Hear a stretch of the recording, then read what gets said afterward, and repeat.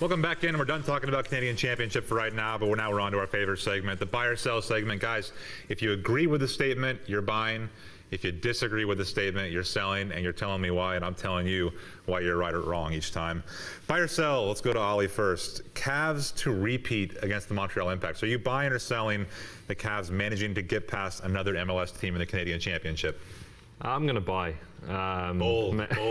Maybe it's just the euphoria of Wednesday night that's still there. But no, I'm going to buy. I think the way these two-legged ties set up, you know, there's no doubt if you played 30 games, Montreal would get more points than Cavalry. They've got more quality on paper.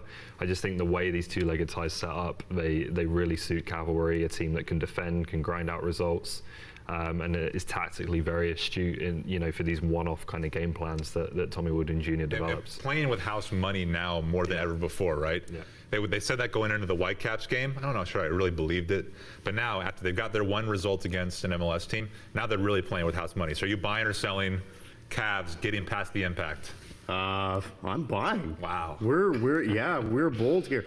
You know what? I mean, we talk about how the Whitecaps were not in form going into this series against Cavalry. The Impact aren't in any better a spot, and they're lucky to be getting out of this round against York 9. It was York 9 mistakes that did in York more so than anything really the Impact did.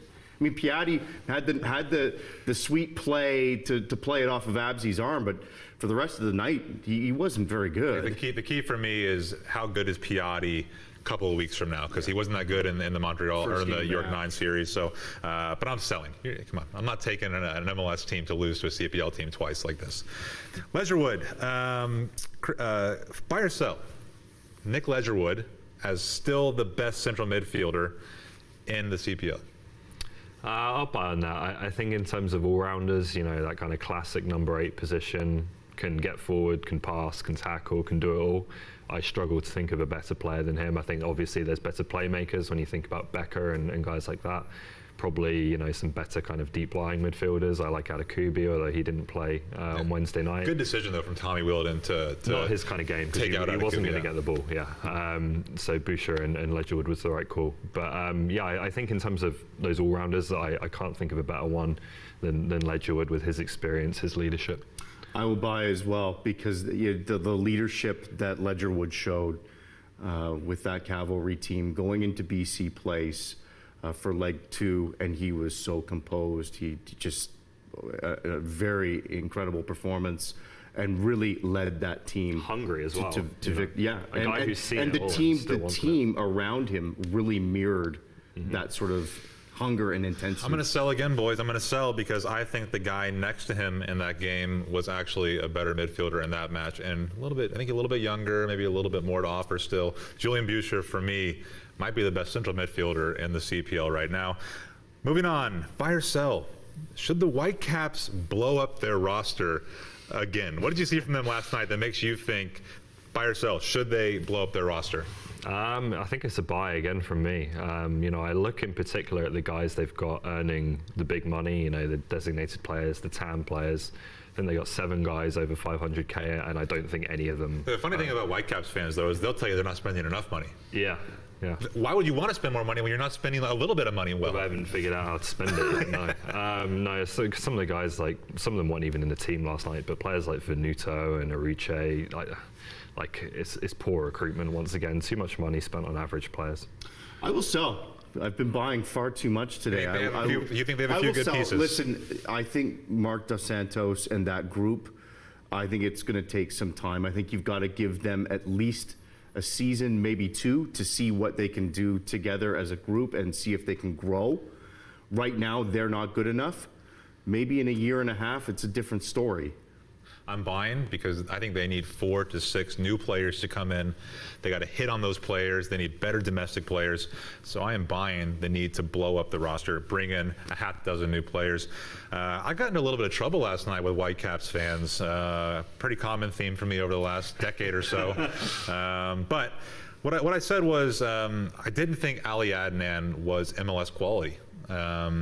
Bit harsh, maybe a bit harsh. But are you buying or selling Ali Adnan, the Whitecaps left back, very expensive left back, being MLS quality?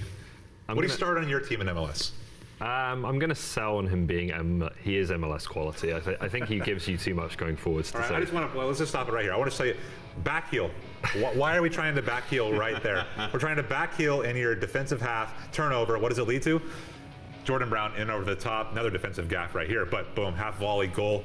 All comes from Adnan with a gaff at the midway line. Absolutely needless. It's a crucial goal. That's the vital away goal, and right? And this is what this sold it for me, and I think this is what sold Ali Platt as well. Dominic Zator, a center back, he's on the ball. Oh, see, Ali Adnan dives in and just gets danced around by a central defender. So Whitecaps fans want to come at me and tell me that I'm wrong and that this guy's MLS quality as a defender. Tell me I'm wrong. As I say, I think you're looking at the attacking side of the game when you talk about Ali Adnan. Now, would he be my first choice as if I could pick any left back in MLS? Absolutely not. Do I think he's worth the millions of dollars that they're going to spend on him in terms of transfer fee and contract? No way. But I think he is MLS quality. I think I can't go that far. It was a hot take from Larson. I'm gonna sell. I'm looking at that Whitecaps team, and if this is a pro-rel league, as a lot of people want it to see, that's a debate for another day. They're going down, and I don't see a whole lot of MLS quality across that roster, including Ali Adnan.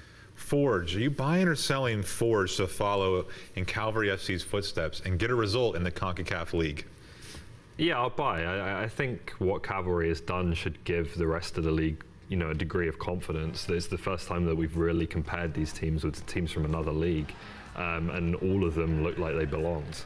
So not just Cavalry, but York 9 and Halifax as well. And I can't say I know much about Antigua, the first team that Forge is facing. But when you look at kind of the relative levels of all the Central American leagues, I don't see why Forge shouldn't give these guys a game. It's gonna be difficult to go on the road and get a result in Guatemala, no matter what. I'm partially buying, I guess. only if it's a bargain price. Well, I mean, we don't know enough about Antigua, and frankly, the Forge schedule right now with all of the road games is going to be really, really tough for Bobby Smirniotis and that group to navigate. I could see them getting a result. I'm not. I'm very, very cautious. It'll be interesting to see what they do this weekend. They go to Edmonton. Are they going to rest a few players in preparation for that series against Antigua?